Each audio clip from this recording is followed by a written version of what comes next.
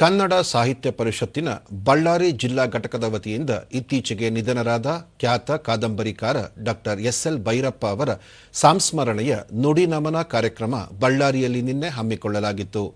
ಇತಿಹಾಸ ಅಕಾಡೆಮಿ ಜಿಲ್ಲಾಧ್ಯಕ್ಷ ಟಿ.ಎಚ್.ಎಂ. ಬಸವರಾಜ್, ಕನ್ನಡ ಮತ್ತು ಸಂಸ್ಕೃತಿ ಇಲಾಖೆಯ ನಿವೃತ್ತ ಉಪನಿರ್ದೇಶಕ ಚೋರುನೂರು ಕೊಟ್ರಪ್ಪ, ಗಜಲ್ ಕವಿ ದಸ್ತಗೀರ್ ಸಾಬ್ ಸೇರಿದಂತೆ ಸಾಹಿತ್ಯ ರಂಗದ ಗಣ್ಯರು, ಓದುಗರು, ಸಾರ್ವಜನಿಕರು ಭೈರಪ್ಪನವರ ಭಾವಚಿತ್ರಕ್ಕೆ ಪುಷ್ಪ ನಮನ ಸಲ್ಲಿಸಿದರು.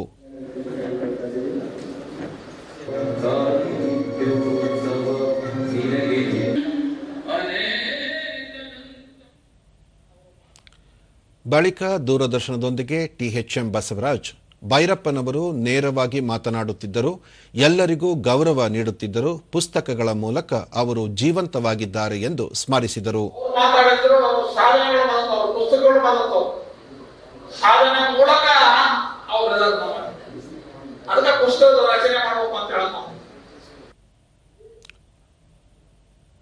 ಚೋರುನೂರು ಕೊಟ್ರಪ್ಪ, ಭೈರಪ್ಪನವರು ನೇರ ನಿಷ್ಠೂರ. ಅವರ ಕೃತಿಗಳಲ್ಲಿ ಎಡ ಬಲ ಎರಡೂ ವಿಧಗಳಿದ್ದು ಕೇವಲ ಒಂದು ವರ್ಗಕ್ಕೆ ಹೆಸರಿಸುವುದು ಸಮಂಜಸವಲ್ಲ ಎಂದು ಅಭಿಪ್ರಾಯಪಟ್ಟರು. ನಾವು ಯಾವುದೇ ಒಬ್ಬ ವ್ಯಕ್ತಿಯನ್ನ, ಕವಿಯನ್ನ, ಸಾಹಿತ್ಯನ್ನ ರಾಜಕಾರಣಿಗಳಿಗೆ ವರ್ಗ ಮಾಡೋದು, ಎಡವರ್ಗ ಬಲವರ್ಗ ಅಂತ ಮಾಡೋದು ನನಗಂತೂ ಸಮಂಜಸ ಅಲ್ಲ ಅಂತ ಹೇಳಿ ನನ್ನ ವೈಯಕ್ತಿಕ ಅಭಿಪ್ರಾಯ. ಕನ್ನಡ ಸಾಹಿತ್ಯ ಪರಿಷತ್ ಕಾರ್ಯದರ್ಶಿ ಡಾಕ್ಟರ್ ಕೆ. ಶಿವಲಿಂಗಪ್ಪ ಹಂದಿಹಾಳ್, ಭೈರಪ್ಪನವರ ಕಾದಂಬರಿಗಳು ಯುವ ಪೀಳಿಗೆಯ ಓದಿಗೆ ಮತ್ತು ಚರ್ಚೆಗೆ ಪ್ರಮುಖವಾಗಿದೆ, ತಿಳುವಳಿಕೆ ಮತ್ತು ಸ್ವಯಂ ವಿಶ್ಲೇಷಣೆಗೆ ಸಾಧನವಾಗಿದೆ ಎಂದರು. 4 ವರ್ಷಗಳ ಈ ತಯಾರಿಯನ್ನ ಮತ್ತು ಇತಿಹಾಸ ಕಾದಂಬರಿಗಳನ್ನ ಬರೆಯುವ ಏನು ಗಣೇಶ ಕೂಡ ಇದ್ದಾರೆ. ಅಂದ್ರೆ ಇದು ಆಸ್ ಅ ರೈಟರ್ ಆಗಿ ನಮ್ಮಂತವರಿಗೆ ಈ ತರದ ಸಂಗತಿಗಳು ಮಾಡಲಾಗುತ್ತೆ.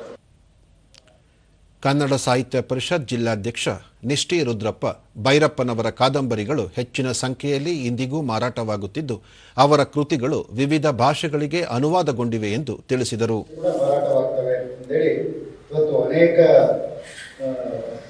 ಜನರು ಕೂಡ ದೃಶ್ಯ ಮಾಧ್ಯಮದಲ್ಲಿ ಮಾತನಾಡ್ತಾರೆ.